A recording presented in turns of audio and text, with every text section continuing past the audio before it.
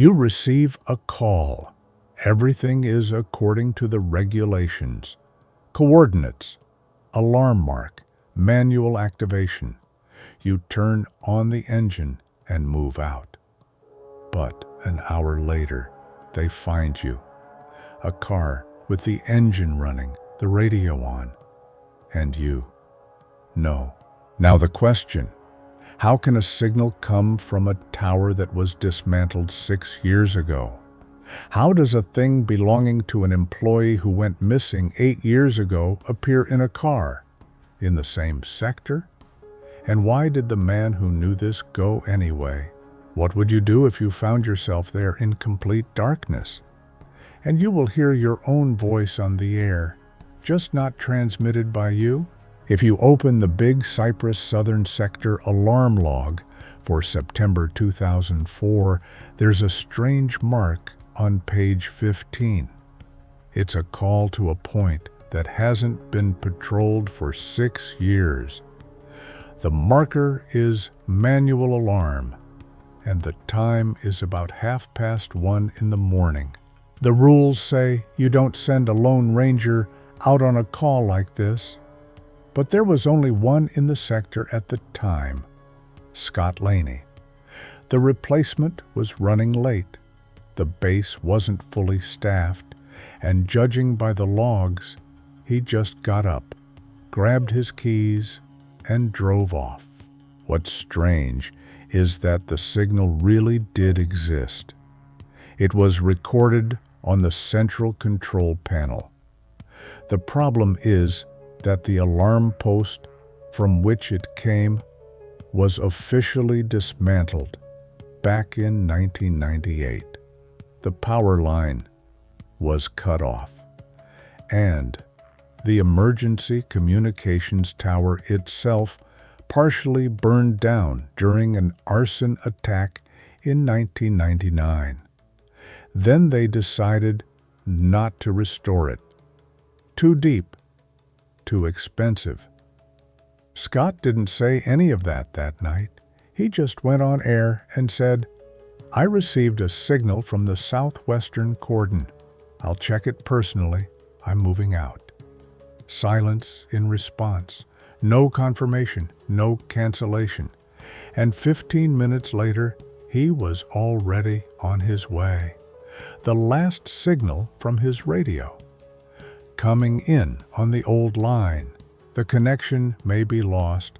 I'll stick to the main channel. From these words, one might think that he was going to a familiar place.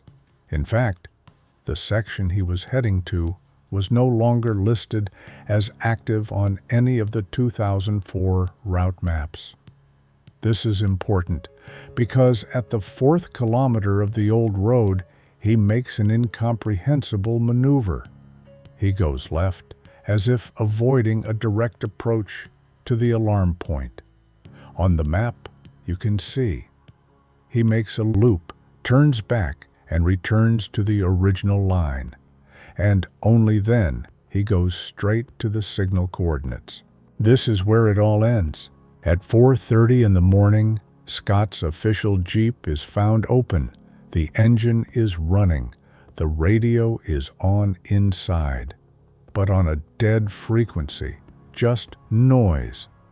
The trunk is open. The first aid kit is taken out.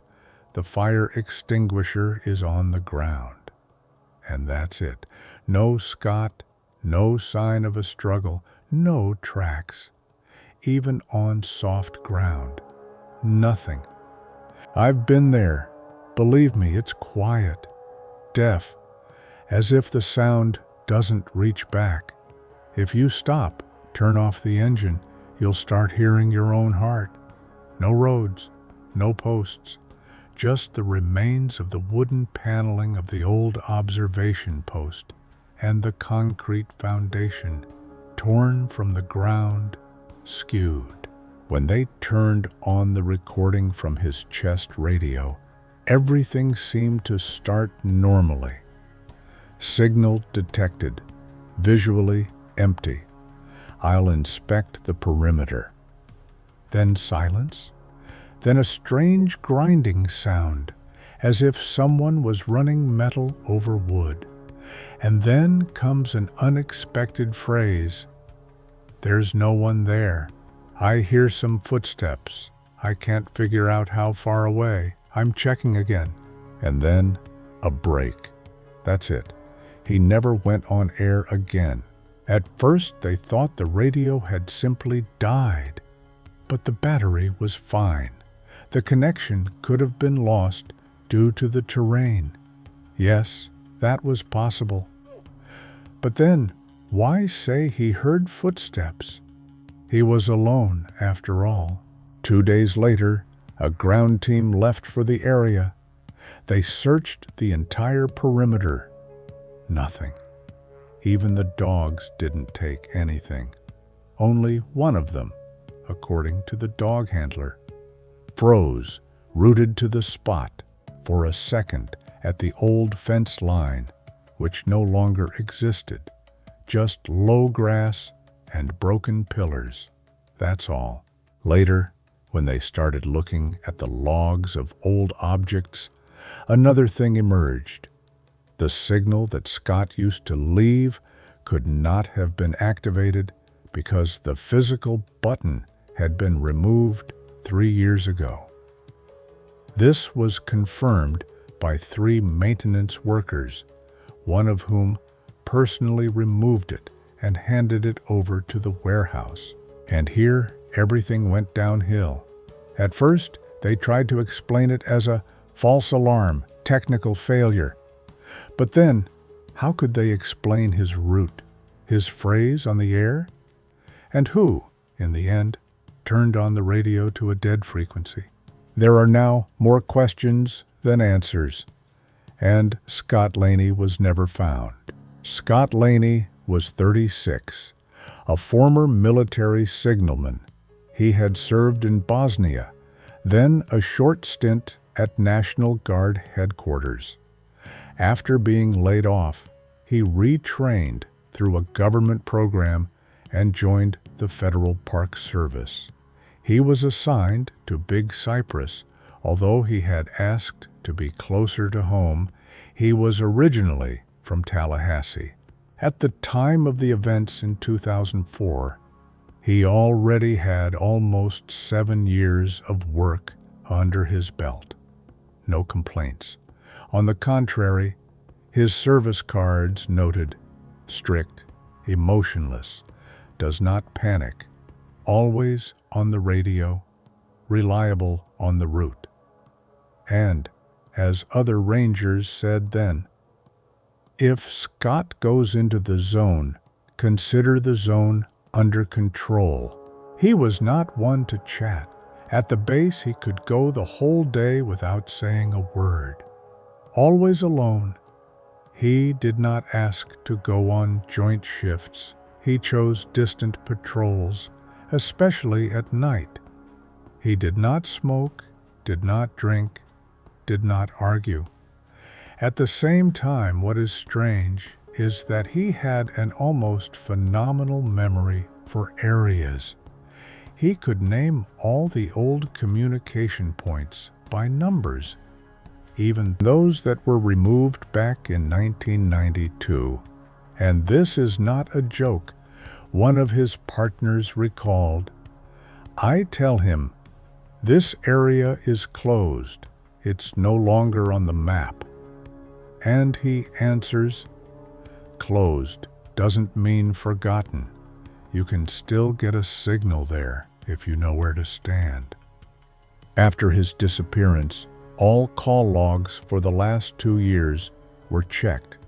He really never asked for help, even when he was working in flooded areas or during a thunderstorm. Only one report from February 2003 contains a strange note. Upon returning from patrol, he asked to check whether a false call had been received on line 14. He noted that he had received an incorrect alarm beacon, but the signal quickly disappeared. At the time, it was considered interference, Point number 14 was one of the old ones, decommissioned. It had received false alarms before, residual signals, interference from thunderstorms or old radars.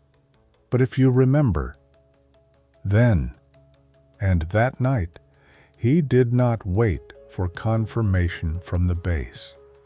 He just drove. His friend and former partner in the service, Mike Donner, recalled in an interview, he was the type to always double-check everything. If he had a suspicion, he didn't sit there. He went and looked for himself. But he wasn't the type to go into the wilds without a reason. So if he went there, he knew something. At the time of his disappearance, Scott had no family. He was divorced and had no children. His mother died in 1998. He had lived in the station's utility room for the last 2 years. According to the technician, he often went out into the zone at night without being called, to check the atmosphere, as he said. Sometimes he went into old communication areas and brought back pieces of wires and old signs. Once, he even brought back an old tape from a voice recorder that contained scraps of service conversations dated 1996. He listened to it and then gave it back, saying, "Nothing interesting, just noise and someone in the wrong place." This last one is a clue, because the archive he was accessing really did have some records lost. One version, old test channels, sometimes intersect with emergency ones. One way or another, Lainey knew it, and he kept going back there. Nothing was found in the room after he disappeared. No notes, no diary, no clues as to where he might have gone. The only thing that raised questions was a map of the old route taped to the inside of the locker door. The route went from Sector 13 through Phoenix Creek and ended at a point labeled V1R, a code that did not exist on the official network. When this route was shown to another park veteran, he said, "This is an old bypass line along a drainage canal, but everything there is cut off. There are not even fords. If someone went there, he will not return." So the question remains, why did he go there? And why didn't he wait for his call to be confirmed? Or he knew that they wouldn't confirm it. When the rapid response team arrived at the spot where Scott Lainey's GPS route ended at 4:30 a.m., the first thing that surprised everyone was the car. A service Jeep, a standard model, completely intact. Engine running, headlights off, driver's door ajar, trunk wide open. Inside, a first aid kit, a fire extinguisher, a radio, neatly folded, pulled out of its mount, but not broken, and on the front seat, a thermos of coffee. Warm. One of the first on-site, technician Dave Lowry, would later say, "It felt like he was out for 2 minutes. He didn't even turn off the show." What doesn't add up is that the car was in neutral, but with the handbrake on. Logically, if he was leaving urgently, he would have forgotten at least one thing. But here, everything seems to be according to the instructions, only without the man himself. There are no tracks nearby, no shoes, no drags, no broken branches, although the ground there is soft, slightly damp. Even if a coyote had passed by, there would have been a print. Nothing. And here's another thing.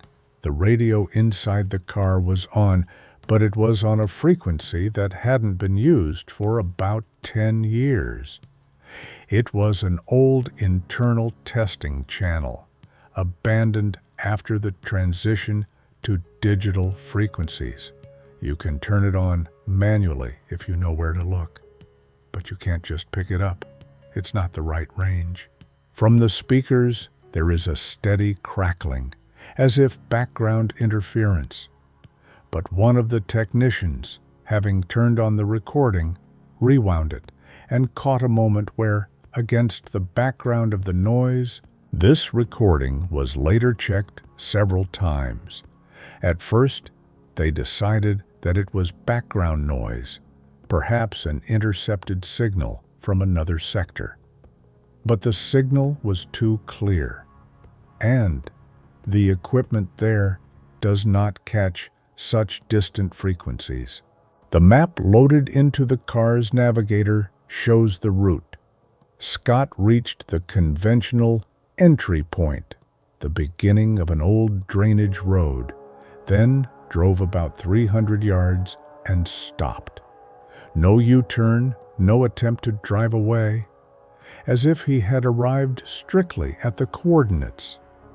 This point had not been listed in patrol routes as active since the late 90s. It was called the Tail of the Snake because of the bend in the river and the old sewer pipe that came out into the swamp. The last time they were on duty there was in 1997, when they were looking for a missing tourist. Then they only found a backpack. When they started combing the area, one of the participants in the operation, Sergeant Brenner, found something strange. In a hollow tree 20 feet from the car, there was an old worn clearance card. They wiped it off. You can see the name. S. Lainey, but the number on it was not the one he had had since 2004. It was the one he had before 2001. An old clearance, outdated, canceled, officially destroyed. Even the coding for it was different. How did this card end up in the hollow? The actual communication tower, to which the signal allegedly came, was located 600 feet from the car. It was impossible to approach it directly. Thickets, a swampy area, rotting boards. But it was clear someone had recently tried to get there. The branches were broken. The dirt on the tree trunks was fresh, as if someone had clung to them in a jacket. But there were no tracks, no fabric, no blood. Clean. Then they brought in a helicopter. Nothing from the air. Only one area seemed strange. In one of the meadows adjacent to the swamp, the grass was lying to one side, as if someone had pressed it down with their entire body weight. But there were no prints. In the center was a round dent, as if from a heavy object.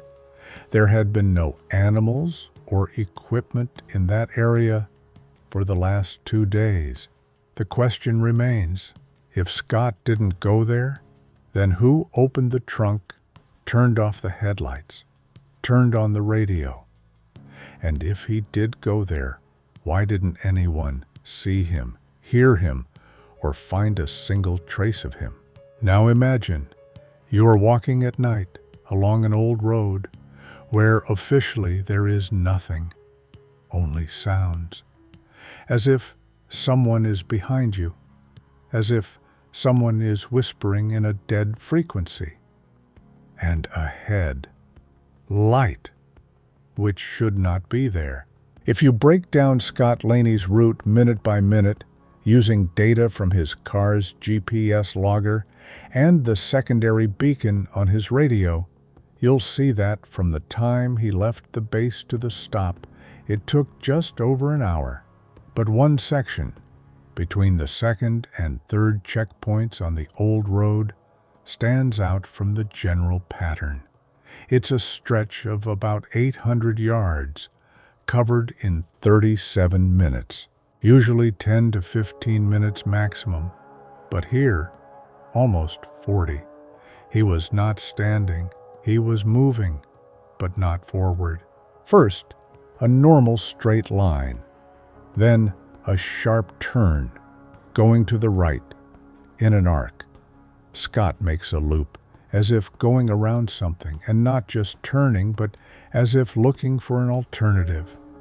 The GPS shows he goes off the route by almost 400 feet, then comes back, then goes off again, then a pause. The car logs show stop, handbrake, engine on. 11 minutes, in place, without moving, without getting out of the car.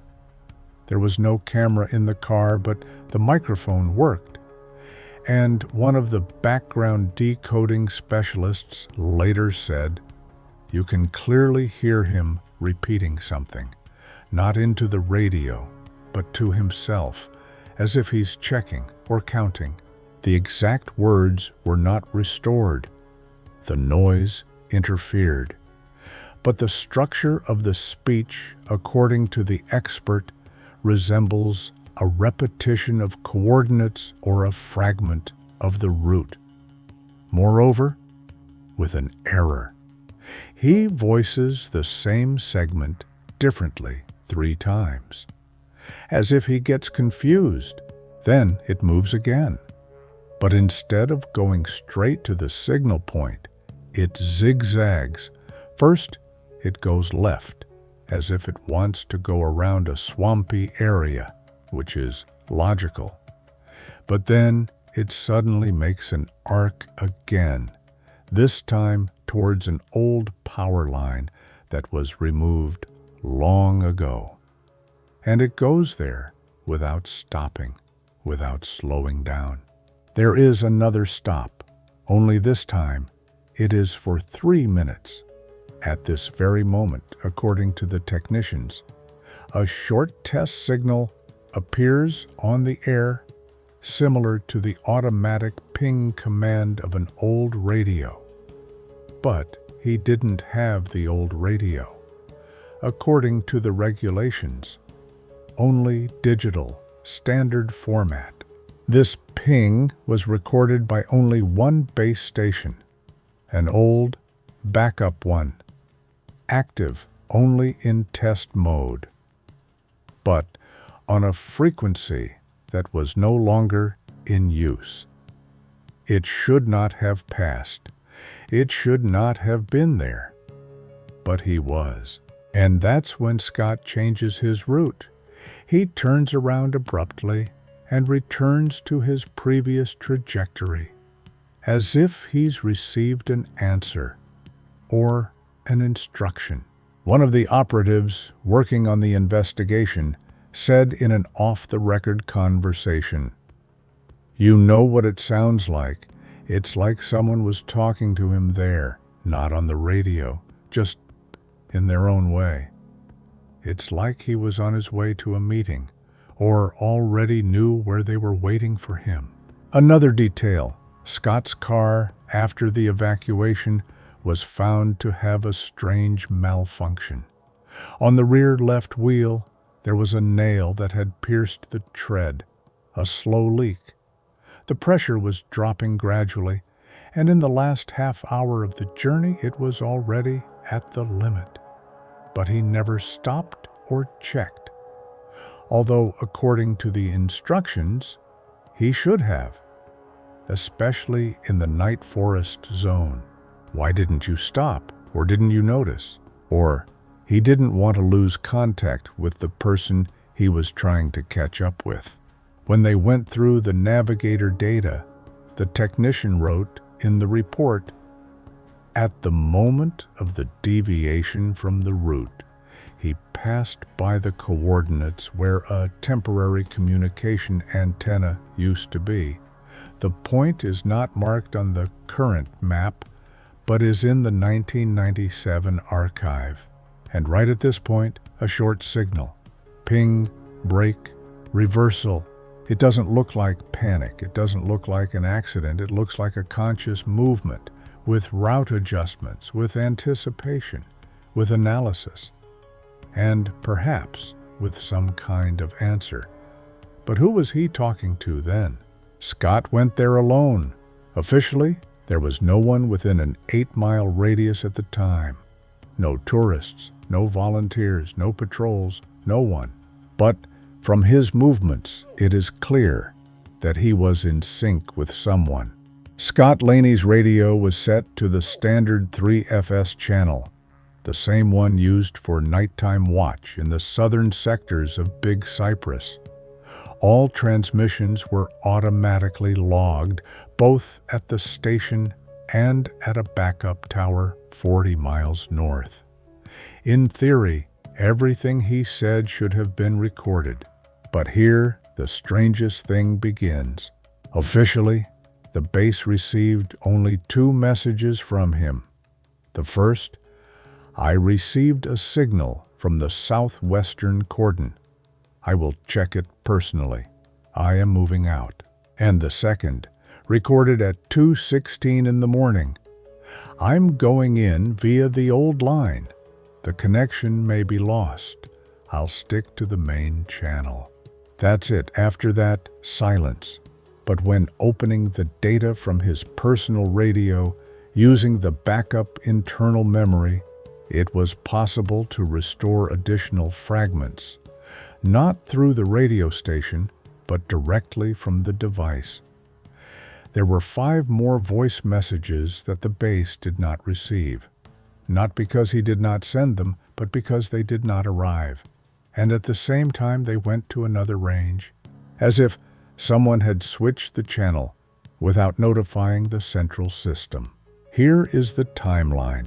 2:19 m at the point. Visually, it's empty, it's quiet around, but there's a strange echo. I hear as if someone is nearby. 2:23 a.m. There's movement. From the left flank, along the old fence. I'm checking. I'm leaving the engine running. 2:25 a.m.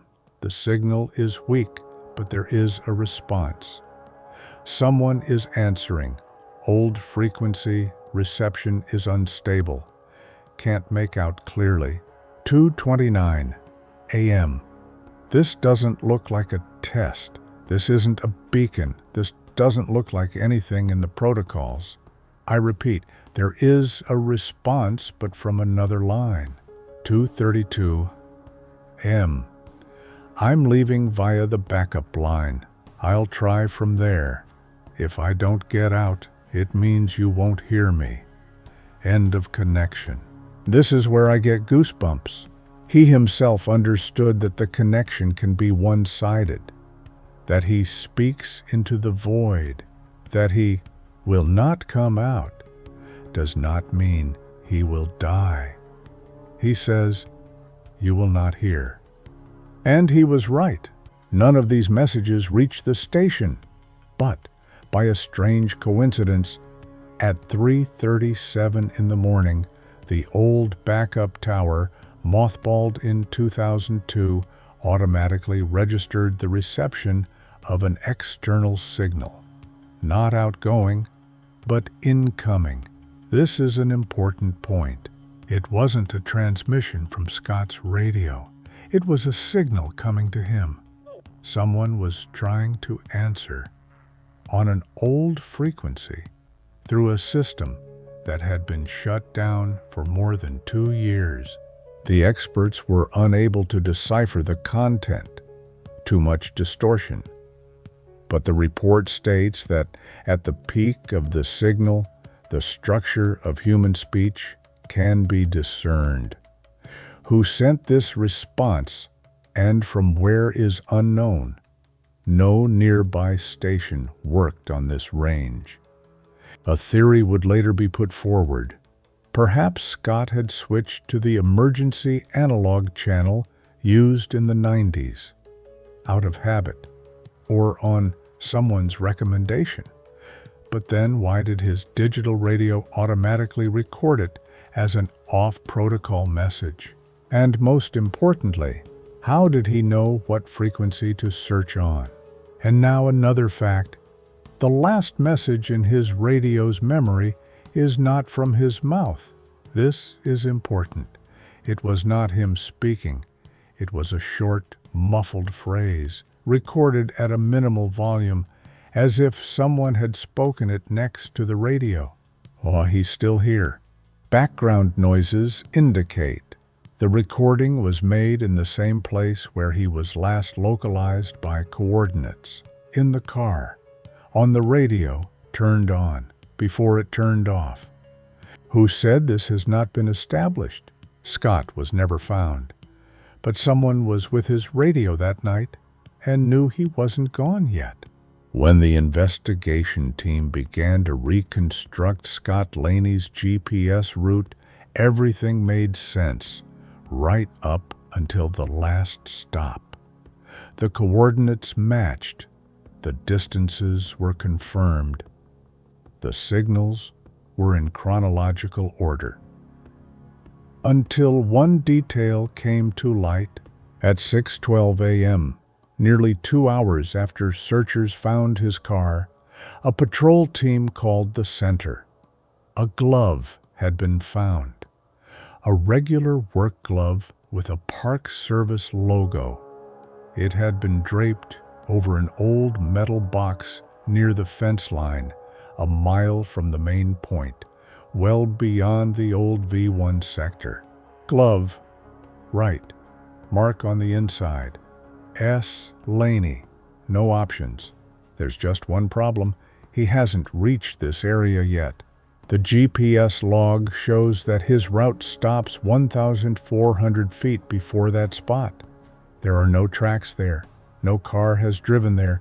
No pedestrian route either. But the glove is there, and it's in plain sight, as if someone put it there. Not torn off, not lost, but put it there. Clean, dry, no blood, no dirt, as if it had just come out of the package. Later, when they checked the GPS fixation time on the glove itself, yes, it had an RFID tag that was used to keep track of the uniform. They discovered that the timestamp was 11 minutes older than the mark of Scott's arrival at that very point. That is, it was already there when he was still on the road. And this is not the only discrepancy in time. At 2:36 a.m., the backup radio station detects an incoming signal on the testing channel. Technically, it's just an automatic pulse, like an echo probe. Only this pulse comes with an identifier that previously belonged to the Station 6 base, disbanded in 1997. And although such IDs have long been removed from the regulations, this one completely and entirely matches one of the decommissioned ones. But the strangest thing is that this signal is recorded a minute before Scott even arrived at the old tower. There is a discrepancy in the logs. One analyst later said something that was later deleted from the official report. It feels like someone was working on his route in advance. There's more to come. Aerial photographs taken by a helicopter at 7:10 a.m.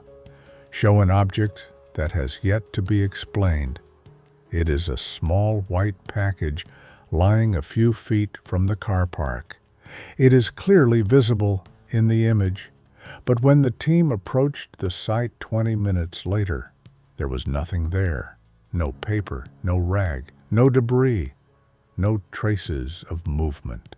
The cameras did not record any movement. No one from the team approached. This all added to the confusion, especially when another oddity was revealed. The tracker's last activity time on its radio was 3:44. That is, more than an hour after it stopped broadcasting. The system considers the device to have been active, but since that moment, it has not transmitted a single data packet. It simply burns, as if alive, but silent. The engineers were unable to explain it. One of them said in the corridors, "It looks like someone gave the device a command to be silent, not turn it off, but freeze it." This whole story breaks the logic of a standard disappearance. There is no "he left and got lost" here. Here are things that ended up where he wasn't, signals that arrived before a response was possible, coordinates recorded by someone other than him, and radio communication, which someone seemed to be deliberately conducting in parallel, but not with the base. And the question arises, if someone was ahead of his route, does this mean that he was expected 3 days after Scott Lainey's disappearance on September 18th? A second team is sent to the area of the old communication line. The task is to reach the old emergency path along the Western Channel, where the V1R relay tower stood in the 90s. Officially, it was dismantled in 2001, but according to archival topography maps, a narrow technical passage used for evacuations remained in this area, and it was there, according to GPS data, that Scott headed at the very end of his recorded activity. The site is difficult to access. The soil is soft, swampy after rains.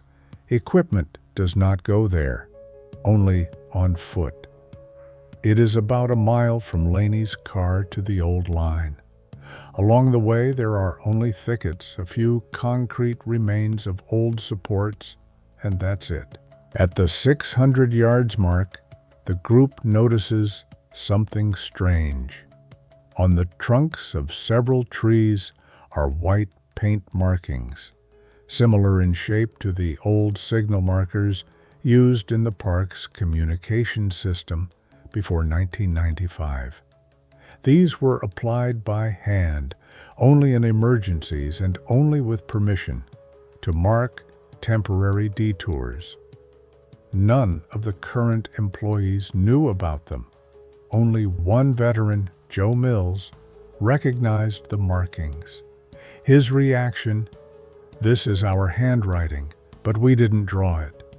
The tracks lead to a destroyed concrete slab, the remains of the foundation of an old tower. The slab is partially sunken into the ground, one edge sticking out, as if someone tried to lift it, and underneath it, in a crack between the remains of the reinforcement, they find a leather bracelet with an identification tag, with the initials SL and the year, 2001. The same one Lainey had worn before he changed to the new uniform. It had disappeared with him when the old clothes were written off and replaced with the new ones. No one knew if he had kept it, but there it was, under the stove, and it looked fresh.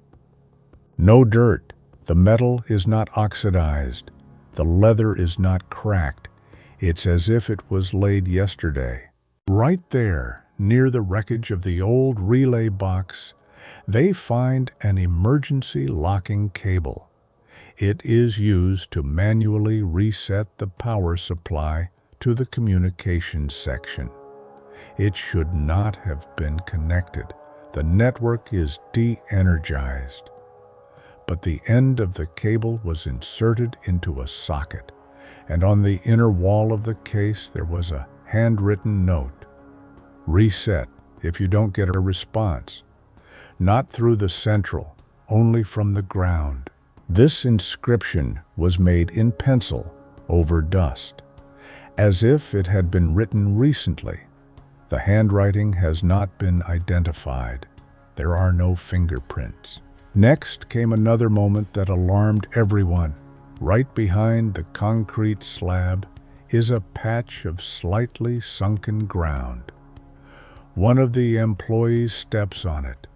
The soil goes away. Clearing begins.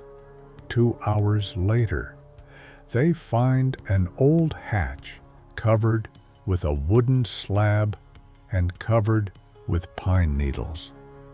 The hatch leads to a cable channel, an old communications network forgotten after the restructuring. And on the wall is a sticker. Working service point, last visit, 03/12/97. But next to it is a new plastic flashlight, clearly not from that era. Modern. Model, released in 2003. Works. Battery, fresh. Someone put it there recently. Now the question: if the point is abandoned, the entrance is hidden, the marking is temporary and outdated. Who left the flashlight then? And who the hell knew there was a hatch there at all? The group does not go down. The oxygen level is too low. But a camera lowered on a cable shows the channel goes underground for 40 feet. Further on, there is a fork. And along the wall are fresh shoe treads. One of the group members says, "It felt like he went there, not into the forest, not along the path, but right here, as if he knew he could hide here, but there were no markers on his route to this place. Even in the papers of the 90s, nothing about the underground communication channel. It is listed only in the technical department's drawings, in an archive that has not even been digitized. So Scott knew about a point that shouldn't be there, or maybe they were taking him there." After this discovery, the entire investigation went deeper, literally. When the tow truck delivered Scott Lainey's car to the base's interior, the initial inspection revealed nothing unusual. The tools were in place, the first aid kit was intact, and the paperwork was in order. But on the 4th day after his disappearance, an internal affairs investigator decided to open the glove compartment, even though it was unlocked. Inside is a standard set, a map with route marks printed for July, gloves, 2 pencils, and a yellow notebook cover. Without the notebook itself, just the cover, empty. By itself, it would mean nothing if it weren't for the initials imprinted on the inside. JP. No one on the staff had those initials, but the name soon surfaced. John A. Peterson, a ranger who disappeared in the same sector almost 8 years ago, in the fall of 1996. Then he also went to check the communication point on the Southern Line and did not return. His car was found with the ignition on. The connection was cut off after the words, "Everything is calm at the point. I'll go check the hand transmitter." Neither Peterson nor his equipment were ever found. The case was closed 3 years later, attributed to drowning in a swampy area, although the body was never found. Destiny is unresolved. And now, here is its cover. In Lainey's car. No explanation. Judging by the condition, the cover was not stored in the open air. No moisture damage, no fungus. The leather is thick, barely worn along the edges, But there is another nuance. Inside, on the back, someone has thinly, barely noticeably scratched with a pencil. The point is not accepting. Go down. This matches Scott's route. He went to the point without receiving confirmation, and then headed to the line under which the same channel was later found. That is, perhaps he already knew that he had to go down, or he was told. Question: where did he get this cover? The selection squad members recalled that the night before the call, he spent a long time digging through the service archive. He was supposedly looking for old communication schemes. No one paid attention. But now it becomes clear he was putting together a route possibly based on materials that were not in the general system. Now, about the glove compartment itself. Upon detailed inspection of the panel under the cover, the technician discovered that it was not original. Inside, there is a layer of foil lining, which is used to suppress radio signals. This is not installed. This means that someone deliberately made a compartment with shielding. For what purpose? To store a device that does not give a signal? Or, on the contrary, one that receives but is not noticeable? What was there, no one knows.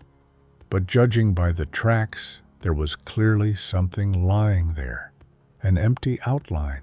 But what really alarmed the team was the complete lack of traces around the car.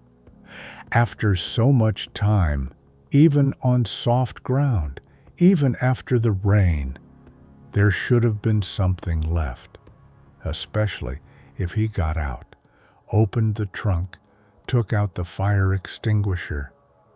But no, not even a fingerprint on the door, just his own print on the ignition handle. Everything else is sterile. The dog handlers made a second inspection. The dogs did not pick up the scent of the car in any direction. It was as if Lainey had disappeared inside it, or had not come out at all. One of the searchers, already in an informal conversation, said, "It's all too neat," as if someone was putting the scene together, not throwing it away, but creating it on purpose. And when asked what exactly seemed strange to him, he replied, "Everything, especially the radio. It was on, but not for him. It was playing into the void, as if someone wanted us to hear it." The official report on the Scott Lainey case closes on page 47 under the heading Radio Communications with a short line: transmission received out of protocol, technical failure, not subject to investigation. But if you dig deeper, there lies perhaps the most disturbing fact in this whole story. At 4:03 a.m., an hour and a half after the last known signal from Scott's radio, and nearly 20 minutes after his Jeep was found running and empty, another base 35 miles to the east picks up a voice transmission on a long disused emergency frequency. At first, the technical department decides that this is an echo of the old channel. But when the transcript passes through a noise reduction filter, the recording clearly shows. Moving along the line, call back if you get it. I saw a light, not a headlight. Maybe someone... Noise. I repeat, I am not alone. Someone is on the route, but without uniform. I will turn to the old line if I do not hear an answer. This broadcast, according to recordings, lasted 37 seconds. Afterwards, silence. The problem is that none of the active stations in the radius received it.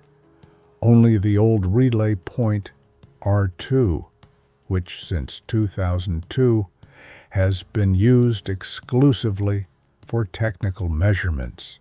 It should not have received voice communication. Its receiver has long been switched off, but the recording was preserved. The service flash drive, installed in test mode, was still writing logs. And at that very moment, it recorded Lainey's transmission. And now the main thing. An analysis of the audio file showed that the signal could not have come from his service radio. The frequency, modulation, and transmitter type all point to a different type of device. 10 years older, analog, not digital. This was used in the 90s before the complete modernization of the communication system in 2001. That is, either he somehow found and used old equipment, or, and no one said this out loud, he wasn't the one hosting the show, and someone who knew his route, knew his voice, and knew where and when to transmit. The second blow came when one of the officers decided to listen to a portion of the recording in slow motion. He noticed Scott's intonations were a little smoother than usual. The pauses were unnatural. The repetitions of phrases were as if in the right places, but almost not human. It was as if someone was playing a recording rather than speaking live. This hypothesis did not make it into the official report, but the service sent out an internal memo which I was able to read. Check for possible access to Patrol Lainey's voice command archive. Particular attention to requested audio files from 2003-2004. In other words, someone could have used fragments of his old voice messages, collect them, hand them over on his behalf, on a frequency that no one listens to, at a time when he might no longer have been in touch at all. For what? This is where the most alarming part begins. When the contents of that recording were later deciphered in full, it turned out, at the very end, almost at zero signal level, there comes a second voice, female, very quiet. As if standing next to a radio, the phrase is short, without emotions. He heard, but he didn't understand. This is no longer just a loss of connection, not just a lost route, not a technical glitch. This is goal-oriented management. Someone controlled the route. Someone was working through dead frequencies where no one listens. Someone used the voice of a person who might no longer be available at that moment. And someone was near his radio at the moment of the last transmission, afterwards. So that's the story. These were all the official pieces of evidence listed in the case. If you've ever experienced something similar, on a hike, on a trail, out in the woods, share it in the comments. Maybe not with you, but with someone you knew. Sometimes small details can open up something bigger. And if this story stuck with you, save the video, add it to a playlist, come back to it later. Sometimes the full picture only makes sense the second or third time. And if you feel like someone's hiding something here, say it. Cases like this often stay alive only because someone refuses to forget.